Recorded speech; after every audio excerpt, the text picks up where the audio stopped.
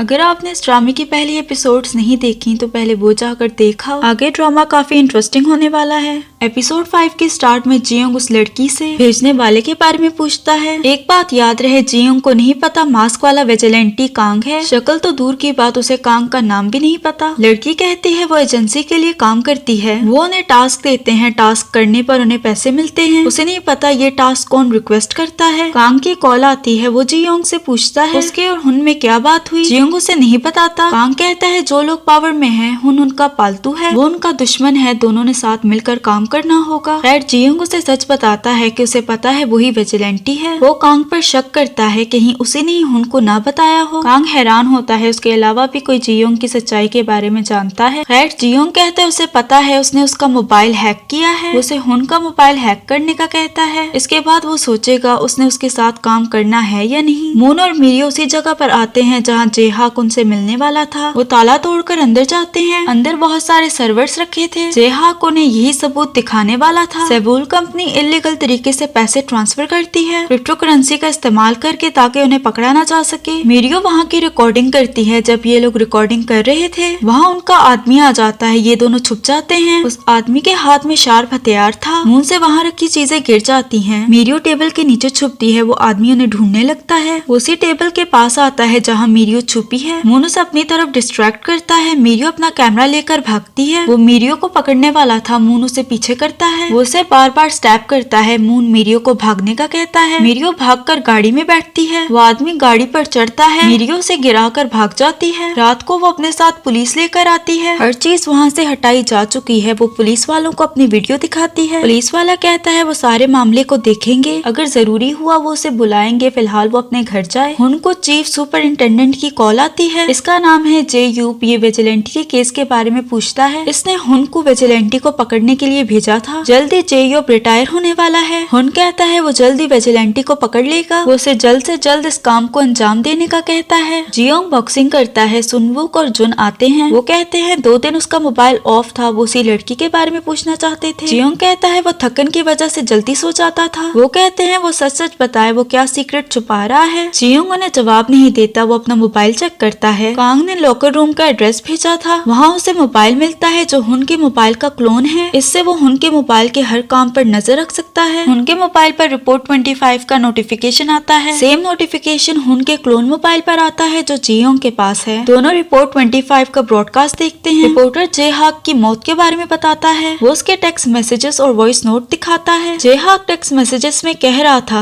Illegal website चलाने वाला वो नहीं बल्कि सेबुल कंपनी है। ये वो वीडियो दिखाते हैं जो मिरियो ने बनाई थी। रिपोर्टर क्रिप्टो करेंसी की सारी कहानी बताता है और ये भी बताता है कि कैसे उनका एक रिपोर्टर मून मारा गया और उसकी बॉडी अभी मिसिंग है, जबकि उनकी रिपोर्टर मिरियो वहाँ से भाग गई। रिपोर्टर सामदू के बारे में बताता है। सामदू को वॉल नामी शख्स का फोन कॉल आता है। वो उसे रिपोर्ट 25 न्यूज चैनल लगाने का कहता है। रिपोर्टर जेहाक के और मैसेजेस दिखाता है जिसमें उसने जेयूप का सारा भांडा फोड़ा है। ये वही चीफ सुपरिंटेंडेंट जेयूप है। जेयूप जिसे वॉल भी कहते हैं वही सेबुल कंपनी को सपोर्ट कर रहा है। ये बात सच है। जेयूप ने ही सामदू को कॉल की है। उनका भांडा फोड़ने के बाद वो शो को खत्म करते हैं। इन्होंने जियोंग यानी विजिलेंटी को नया टारगेट दिया है। चैनल का डायरेक्टर मैनेजर पर गुस्सा करता है। बिना उसकी परमिशन के इन्होंने शो को ऑन एयर किया। वो मिरियो को बता दे दोबारा ऐसी गलती ना हो। मैनेजर जाकर मिरियो पर बरसता है। उसके दिल में जो उसने न्यूज में ऑन एयर दिखाया उसकी वजह से रिपोर्टर मून भी मारा गया, क्या उसे जरा भी गिल्ट है? मिरियो कहती है क्या वो इस वजह से रिपोर्टिंग करना छोड़ दे? क्या वो चाहता है वो इस शो को रोक दे? लगता है चैनल ने रिश्वत ली है, उल्टा वो उसकी रिपोर्टिंग पर सवाल उठा रहे हैं। वो इस केस पर काम करना नहीं छोड़ने वाली। इन पर हमला करने वाला आदमी रिपोर्टर मून की बॉडी को जलाता है। इस आदमी का नाम है मिस्टर बांग। वो अपने राइट हैंड सोदोल को और लकड़ियां काटने का कहता है। मिस्टर बांग अपने एक और आदमी को मिरियो को उठाने का कहता है। मिरियो पार्किंग लॉट में आती है। वो उसे स्क्रू ड्राइवर दिखाकर वैन में बिठाने लगता है। सही टाइम पर हुन आकर उसे एक ही मुक्का मारता है जिससे वो बेहोश हो जाता है। वो मिरियो को अपना इंट्रोडक्शन करवाता है। वो उससे कहता है विजिलेंटी को वो टारगेट देना बंद करे, वैसे भी विजिलेंटी जल्दी पकड़ा जाएगा। वो इन कामों से बाज आए वरना वो ऐसे ही मुसीबतों में फंसती रहेगी।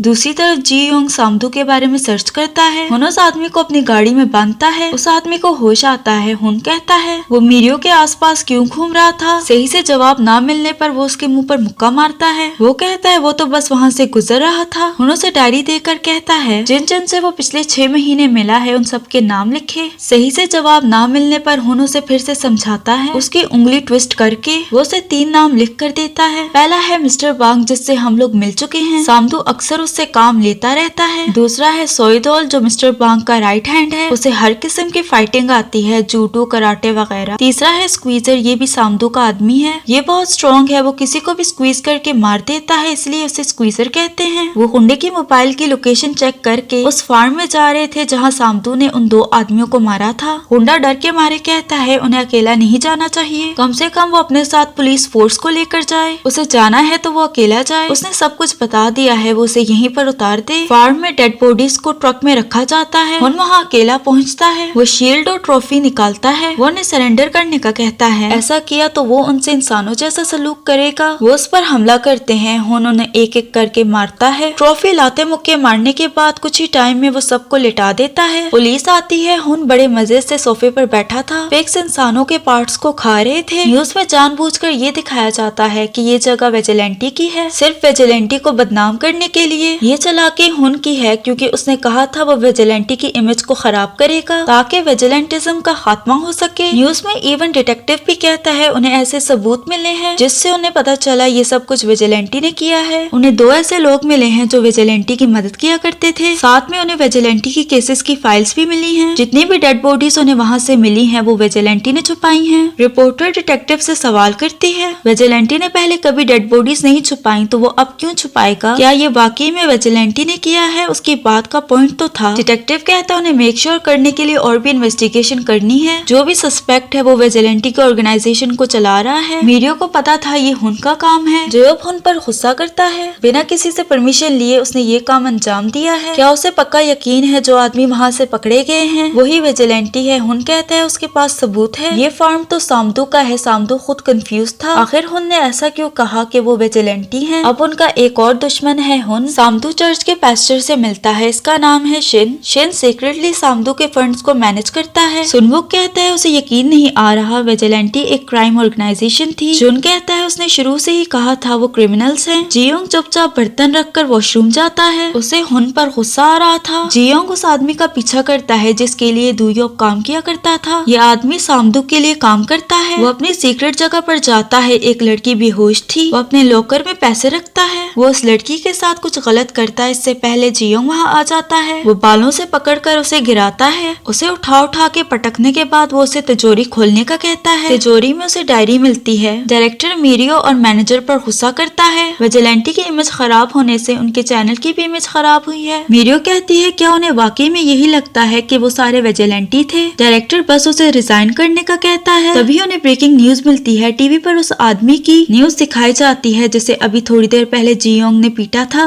वो रेपिस्ट भी है और ड्रग्स भी बेचता है। विजिलेंटी ने उसे उसकी बुक स्टोर पर मार दिया। फिर से जियोंग ने मैसेज छोड़ा है, हेवंस नेट यानी आसमानी चाल, मुझे माफ करना। कहा जाता है कि असली विजिलेंटी ने किया है। ऐसा करके जियोंग ने सबको बता दिया कि पुलिस जानबूझकर उसे फंसा रही है। मीरियो कहती है ये असली विजिलेंटी है, जिन्हें पुलिस ने पकड़ा है वो असली विजिलेंटी नहीं है। वो उसी वक्त अपनी जॉब छोड़ देती है। वो हंसते हुए विजिलेंटी के लिए तालियां बजाती है। दूसरी तरफ कांग भी उसके लिए तालियां बजाते हुए कहता है ये हुई ना भाइयों वाली बात। सामदू को भी इस मर्डर की खबर मिलती है।